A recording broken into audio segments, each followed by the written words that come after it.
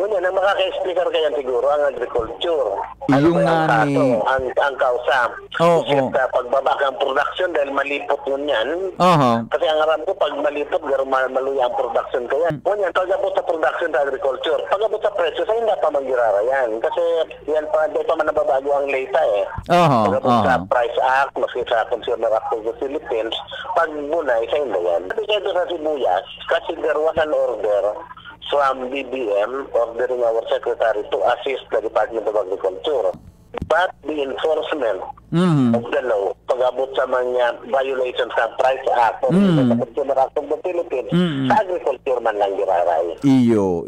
Pero siguro kami kung... pwede maglaog na dahil kami mandato kasi Iyo baga. abuse of authority yan eh.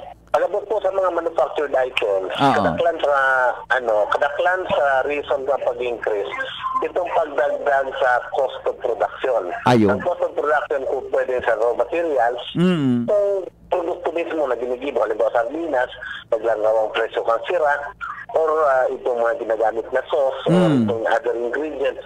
Or minsan, itong ang kausa, itong pagdagdag kang presyo kang tin cans, itong piglaugan. Iyo baga. So, nagre-revolve ang ang ibang factor sa halimbawa ng transportation, lumangkaw man ang presyo kang gasolina.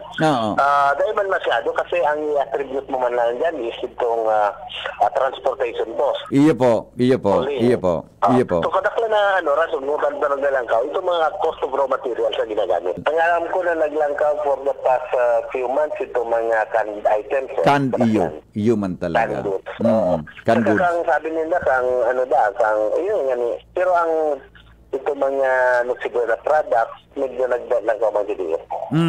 Opo. Pero very minimal pag nag-increase ang sa mga manufactured items. Kasi more or less dahil masyadong subject to fluctuation sa mga presyo. Opo. Mga bigayos is 10%. Kaya Iyo. inaabot kayo mga 1,000 sa mga percent.